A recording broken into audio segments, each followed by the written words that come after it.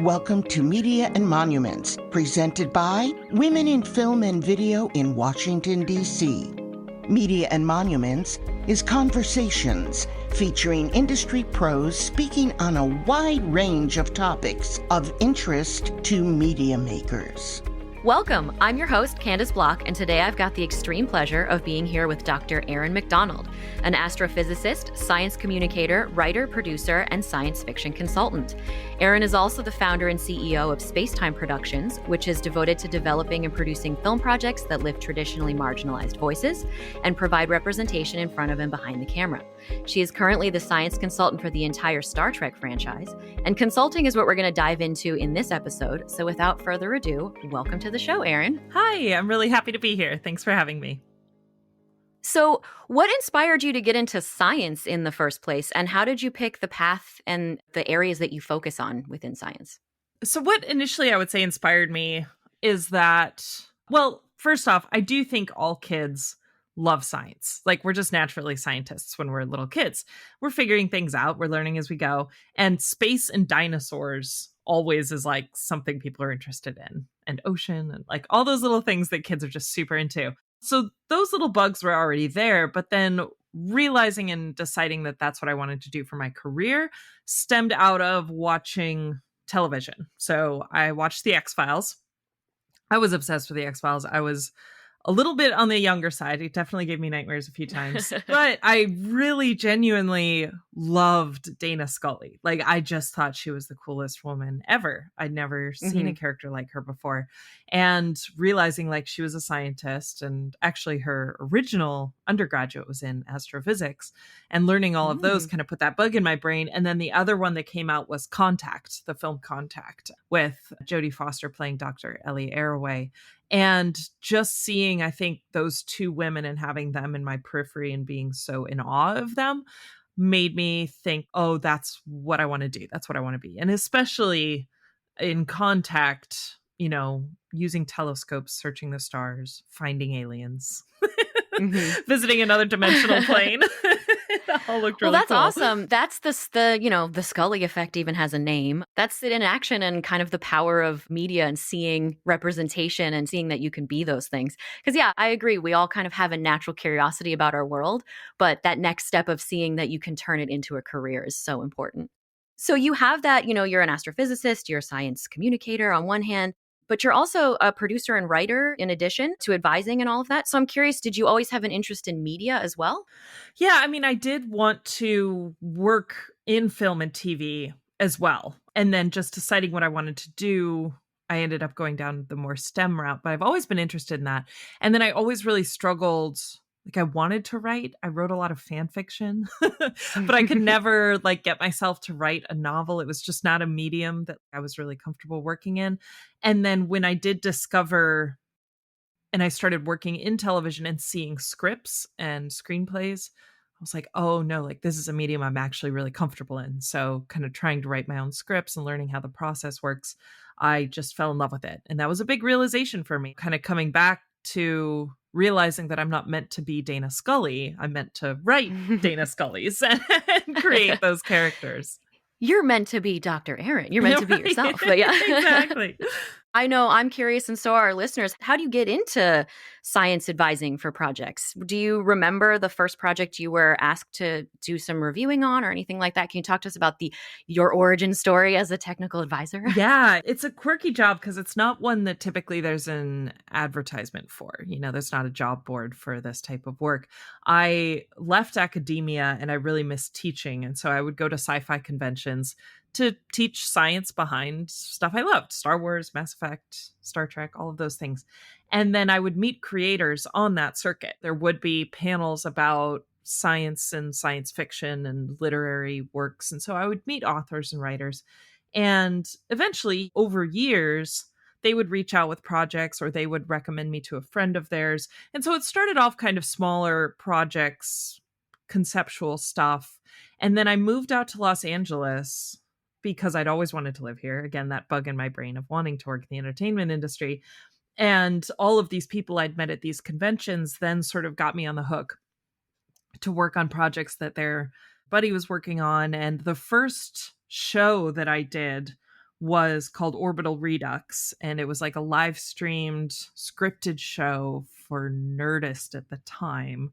I think it's now hosted on Dusk, I want to say. But yeah, it's that was kind of my first gig as a science advisor, and I loved it. And like many things in this industry, you know, word spreads, recommendations. It's really just being positive, being easy to work with. A lot of TV writers have reached out to scientists in the past through a cousin who works at JPL or various things. And it's not always a positive experience because a lot of those scientists are like, it wouldn't work that way. That's not a real thing. Right. So trying to be positive and bring that good energy kind of got me pretty far. If you listen to any of our other episodes, the common thread you find, especially in this world, is not only is it all who you know and just contacts and connections, and you just got to work with that, but you prove yourself on a project by being somebody that you enjoy working with, and little teams build from there and contacts build from there. So that's awesome to see that that advice continues through even into this world. It does indeed. How often do you find that things need to be tweaked or changed, or you need to make suggestions versus you just giving a stamp of approval to different writers? It depends. I think a lot of the writers I work with are incredibly talented and already have an interest in science. And so they come with some pretty great ideas to begin with. And sometimes I'll say it's usually a little bit on either side of the extreme, that it'll be like, nope, this is great. Go with it. Fine. Doesn't need any explanation, or what you've got is fine. Or it's like, okay, we really need to rethink this or approach this from a different angle. And I do think that that's worked in my favor the longer I've been on shows, because then they bring me earlier in the process and we're able to kind of help develop these concepts as we go. But now that I'm thinking about it, it's probably more like a third. Like one is like, okay, we really need to change things. The other is like little tweaks here and there. And then another one is like, nope, that's fine. Well, that's good. That proves your value. You know, that proves that you are needed. If it was only a tiny percentage of the time that you needed to be changing or adjusting things, then you wouldn't be as necessary. Right. So. Exactly. That's great. But good job to the writers who do all their research and try to start from a really good place. Absolutely. But that said, as you mentioned, there are people that don't do that. So since you're rooted in the sci-fi, do you struggle sometimes to suspend disbelief for the fi side of things? Yeah, I mean, I am a fan, so it's already, I'm coming in wanting to be entertained, not to criticize it. And I do think the biggest problem is when shows or films try to explain something and they're way off base. And much easier for me to suspend disbelief if it's weird and wild and wacky and it's like, cool, this is a thing that's happening and we're not going to try to explain it. That's great. Yeah. If they try to inject real science into it and it makes no logical sense, then that pulls me out pretty quickly. Yeah. I think most people that are experts in any field have to make those adjustments when watching stuff. There's things that even I watch where I'm like, you know what? Just let it go. Let it go. They're doing that for entertainment. It's fine. Exactly. But when it's done right, has there been any science that's foreshadowed in shows or movies that's come true that really stands out to you from over the years? Ooh, that's a great question. I mean, to some extent, science fiction and science is a little bit of a feedback loop that I do think some of our technologies that we have now, even us having a conversation over a video chat, you know, they were doing that in Star Trek in the 1960s. And that definitely didn't exist back then. But one of my favorite stories along those lines actually goes way back to the original series. In 1967, I believe Captain Kirk says something like, they've encountered a void in space with a massive gravitational presence. And that same year was the first time the phrase black hole was coined, like academically coined. And so, again, it's a little chicken and the egg because it was the same year. Yeah. And the idea of that was floating around scientists' brains, but just thinking about how long ago that was. And yeah, that we hadn't even coined the term black hole and they were encountering it on Star Trek. That's so cool. Yeah. It's cool to see things on shows, as we all know. As a science sort of communicator, you've even used science fiction and things to help educate about science. How do you think the narrative world has helped inspire future scientists and spark curiosity for STEM fields? Well, seeing is believing, right? That's the whole idea behind both technology and also the idea of representation that we were just talking about. But I think what a lot of people struggle with in science is having a good reference point. Like you can try to do stuff to talk about, gravity and all of these things, but sometimes our intuition doesn't quite fit what the science is telling us. We can't quite picture a lot of it. But if we're able to give it an allegory through narrative storytelling, then that can help connect people with science a little better. I actually started using science fiction to teach back when I was working as an adjunct professor, and I was teaching Astronomy 101. And that experience is always interesting because it's like at least half the students just need a science credit and they're really mad that they have to do math. And so they're just zoning out to get through it. And I was talking about exoplanets, and the Kepler telescope had just discovered one that was orbiting 2 stars.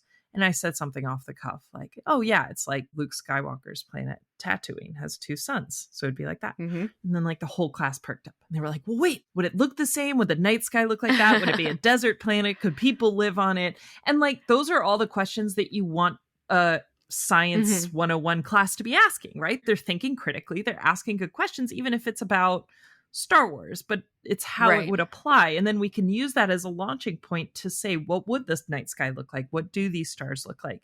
And so that's when I realized that connective thread, when people are able to go back and point to something they know, even if it's fictional, can help teach science a little more effectively. Yeah, that's fantastic. And also, most people are visual learners, so it helped to have that as well. But speaking of teaching and all of that, do you still create new content for your YouTube channel, Dr. Erin Explains the Universe? Or is that something you did and it's kind of on pause? It's mostly on pause. I have a lot of people who want me to bring it back because I've cut down a little bit on my going to conventions and giving those live talks. But I did pivot slightly because on that YouTube channel, you can go into my public playlists and it connects to the Star Trek YouTube because I was able to make some content for the franchise along the exact same theme. We did a whole series that I believe just won the audience award at the Shorties on the science behind Star Trek Prodigy. So it's more aimed at kids, but it was like a 5-episode series that took little themes like metamorphosis, warp drive, and explained the science behind them in that same way that I used to. So it's been pretty cool to see it evolve into being franchise related and reach a wider audience. Yeah. Well, that's cool. It still has all that value, and all of those videos that were created are still there for people to dig into. But yeah, speaking of that Star Trek franchise, you've been the advisor for that since 2019. Is that correct? Yep. How many projects is that currently? Because it's the whole franchise. So how much does that cover? Yeah. So there have been 5 shows now in that time span. I started on season 3 of Star Trek Discovery. So I did season 3 and 4 and will be 5 of Discovery. I came in for seasons 2 and on of Lower Decks, 2 and on of Picard, and then from the beginning on Strange New Worlds and Prodigy. And actually, the recent season of Picard, I think, is when I hit my 100 episode credit. Oh, congratulations. Thank you. So it's That's a lot. awesome. It's a lot of content. Yeah. I mean, for someone who wants to work in the industry and work in writers' rooms and stuff, it has just been a fire hose of experience to work on 5 shows simultaneously with different showrunners and different writers. So I'm really grateful for that experience. That's awesome. So are you exclusively working with Star Trek now, or do you have the ability to work on any other projects? Yeah, I'm not exclusive to Star Trek. I mean, it takes up most of my time, but I do work on actually a number of features. Now, all of them are still in production or development, so I don't think any of the big ones I've worked on have come out yet. But yeah, I'm able to get plugged in. And that's what's been great, is just all the writers and creatives that I've got to know working on this franchise that are now off doing their own projects will give me a call and bring me in to help out here and there. So yeah, it's fun. Awesome. Yeah, what a lovely community. And clearly you've proven that people just enjoy working with you. So speaking of that whole team, are there other advisors that are built into Star Trek, for example, like biology or engineering in addition to space? Yeah, so science? I'm kind of the point person. And again, my background is in space. So I'm on retainer. They can call me for anything, no matter what. But then we do also have a biology professor from Duke University named Professor Mohammed Noor. He came on with me for season 3 of Discovery. And he's basically on call. for the biology stuff. Yeah. He's a doctor that's on call. Yeah. Exactly. And a lot of it is, I mean, he's great and I'm able to kind of run stuff past him and just double check intuition and everything. But a lot of it where I would want to reach out to other people. And again, that's where I kind of manage it as the science advisor, is figuring out when we need to reach out to people. But it usually comes from developing stories rooted in a science that's not my expertise. Like I can fact check other sciences and I have the resources and I know what questions to ask. But when it comes to like, we're going to take this idea about genetics, for example, and turn it into a whole plot, then I'm like, okay, I don't know where the gray areas are. Like that's where Professor Noor gets a phone call. Right. We bring him in. Let's get a geneticist for this. Exactly. Yeah. So what kind of time commitment is there then? You were saying it takes time and you're fact checking, doing all of that. So are you still doing a lot of your other science work? Like how often are you being pulled away from being an astrophysicist? Yeah. So I don't work as an astrophysicist anymore at all. I'm fully in the entertainment industry. And most of it is Star Trek. It totally fluctuates throughout the year. Like sometimes it's really quiet, but then other times it is just nonstop scripts hitting my inbox. And I still, even after almost 4 or 5 years, at this point working on it, I still haven't quite learned the lesson that an hour-long script will take an hour to read. Yeah. It does take time and it is a lot of reading. But then I'm also on call. So like the showrunners, if they're in post-production and need something, or there's a quick change to the script, they can reach out to me. So it does keep me pretty busy. And when I'm not working on it, I work on other writing assignments, work on my own scripts or the production that you'd mentioned earlier. That's awesome. So yeah, I guess you kind of covered it, but it sounds like you're mostly involved from the onset and getting scripts. Is that when you're most frequently involved? And are you ever sitting in on writing rooms or anything? Are you ever on set for anything? Or is it just being on call for like a reference? Yeah, usually the first season I work on a show, I will just get scripts delivered to me as they're being written. And it's just because I haven't built up that relationship yet. And so I'll edit them, I'll send my notes, maybe take a couple phone calls. But then as that relationship grows, typically into the next season, they'll bring me in earlier when they're breaking the season. They'll run the overview past me and see what my thoughts are, at least to just prep me for what they're thinking. And I can give some initial thoughts. And then a lot of the shows I do sit in the writer's room at least once a week. And both for my own education, just as a shadowing, but then also just to be available as questions arise that they know. Sometimes it's a little bit more effective to be like, let's make a note of that. And when Erin comes in on Wednesday, we'll ask her that, And so as things are developing, it's fun. I love that process. I've never been on set.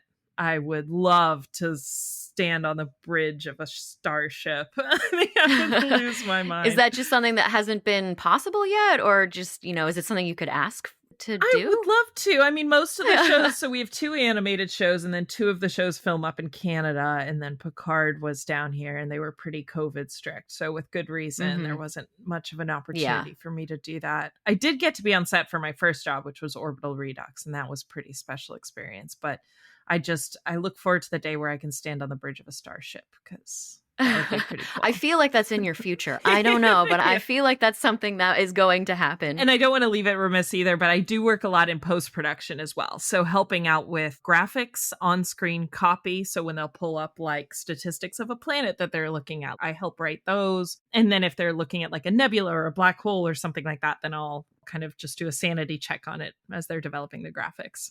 That's so great. For creators listening who are now thinking, oh, I need to consult with people, experts in different fields, you had said it's kind of a weird process and there's not job boards or anything for it, but do you have any potential advice for anyone who is looking to find, whether it's medical, legal, science, any of these experts, if they want to add to their thing? Is there any place you might suggest that they could connect easier with people? Social media has been a great place to try to find people in that vein. Obviously, it's changed a lot since when I started, because most of it was on Twitter, and that's a little bit of a different landscape now. But yeah, social media has been a good place, asking for recommendations. And then there are a lot of writers who do have technical backgrounds. So even just finding fellow writers in your area, some of them might be biologists by trade, or medical professionals or legal professionals. And so, yeah, I think just reaching out and asking the question.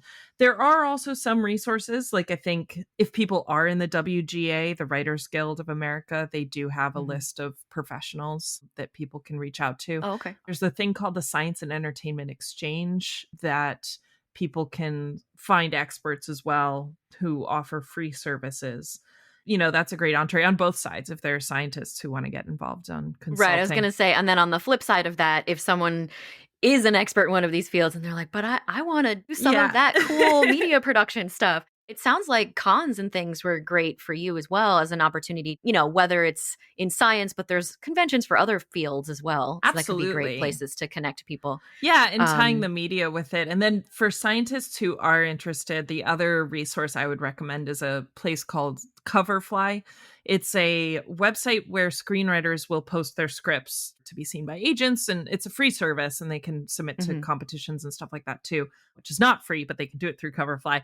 But there is also Coverfly X, which is like a peer-to-peer script sharing service where people can give notes on each other's scripts. And I would recommend that. Like, you don't have to have a script to give notes. You just sign up and say, I'd like to read this. And you can filter by science fiction or legal procedural. And then just getting in the habit of making notes and reading scripts and knowing what to look for. That's a great place to get experience and also get connected to up-and-coming writing professionals. That's some great advice there.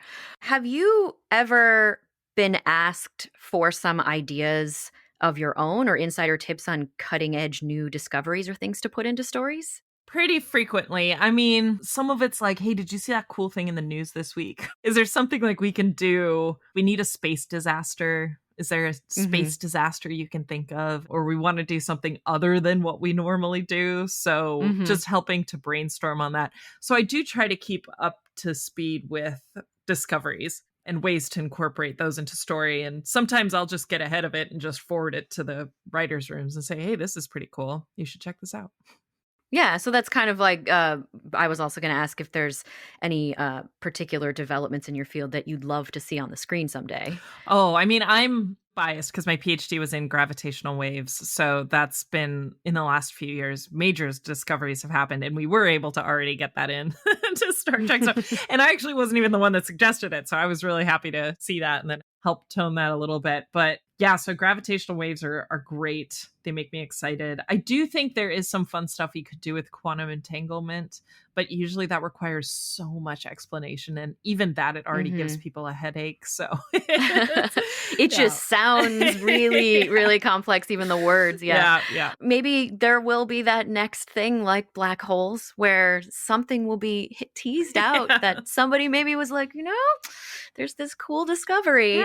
So are all of your projects science related that you focus on, even with Spacetime Productions? Do you keep a science focus on all that? Yeah, most of the stuff I work on is science fiction. Just, I love it, but I always like to tell people, and you kind of touched on this as well, like it is a spectrum between science and fiction. I'm also big into heavy metal. And so when you meet other heavy metal fans, it's like, yeah, but what kind of heavy metal do you like? Because there's so many different kinds out there.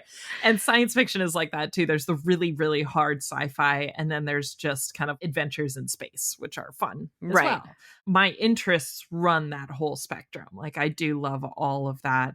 And then with my production company in particular, it's about telling sci-fi stories, not necessarily in space, but sci-fi stories that are told from the perspectives of kind of underrepresented, mostly LGBTQ storylines. So trying to incorporate some more representation in that space as well.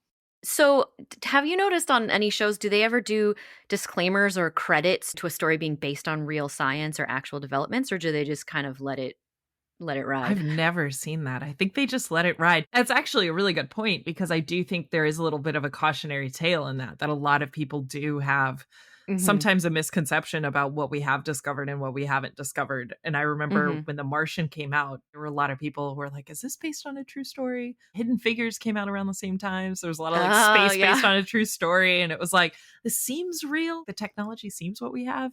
And so I do think it is good to be like, this is truth versus fiction, but we don't make that clear, Right. Yeah, because I know there have been series and things in the past that say this is based on cutting edge stuff and it's exciting and people then might want to research it or get into it. There's even that spectrum, even with The Martian, there's a lot of it that's accurate and a lot of it that's not. And so you can't really divide. I mean, maybe it would be nice to say, if you want to follow up on this. Yeah. But I do although there are podcasts and things that follow shows, you can dive into those things more after. And I do think some productions are doing that. Like they do give behind the scenes, like I did with the Star Trek Prodigy and some of the Strange New World stuff. Here was some science facts behind this episode. And I have seen even, what was it? It's Prehistoric Planet on Apple TV. I was just thinking of that. I was going to say, they've done such a good job. And it's the follow-ups afterwards when you see the science that it's based on that, at least for me, enhances what I just saw. Absolutely. So it's really cool to see that. Yeah, I'd love to see more of that, to be honest. And especially I know, I was like, could that be the same length? Yeah. Could those documentaries be the same length as the actual shows? And you also have really intense fandoms based around a lot of these franchises and people that will research things themselves. So you have to kind of, I assume, deal with some people really trying to test you on that or prove what is right and what's not. So. Yeah, they mentioned about, writing equations and copy that's seen on screen. And there are people who freeze frame and check the math. No pressure. Yeah. Well, it's good. You can always say, look, this is fiction. This is fiction. It's a story. It's based on the story. But yeah, there are people like you out there making sure that stuff checks out. Yeah. So that is awesome. There's so much more we could get into, but this has been really helpful and really great. Is there anywhere that people can find you online and learn more about stuff, or any projects that are upcoming that you are able to or would like to share about? Absolutely. So one film I'm producing right now is called Identities. It's a short film and it's being produced for Nebula. It's written and directed by Jessie Earl, who goes by Jessie Gender on YouTube. She's a queer trans geek commentator. I think she'd appreciate me calling her that. But she's got just a beautiful story. It's narrative live action that we're making right now. And actually, we've just announced the majority of our cast. We have Jackie Cox from RuPaul's Drag Race is in it. We have Jessica Nicole from Fringe, and John Delancey from Star Trek is going to be in it as well. I know. So quite a big cast. Get there. So yeah, keep an eye out for Identities. That's filming later this year, and I'm really excited about that. And then I would say people can find me personally on Instagram, Dr. Erin Mac, DRERINMAC, and all my links are kind of associated with that. And then also support the writer's strike if this is still continuing by the time this comes out. Yes. Well, thank you so much. This has been really interesting and exciting. I'm jealous that you have such a cool job and you get to do what it sounds like you love. So that is amazing. Thank you so much for talking with us today. Thank you. It was a pleasure to be here. Thank you for listening to Media and Monuments, a service of Women in Film and Video in Washington, D.C. Please remember to review, rate, and subscribe wherever you listen to this podcast. For more information about WIF, please visit our website at WIF as in Frank, V as in Victor.org.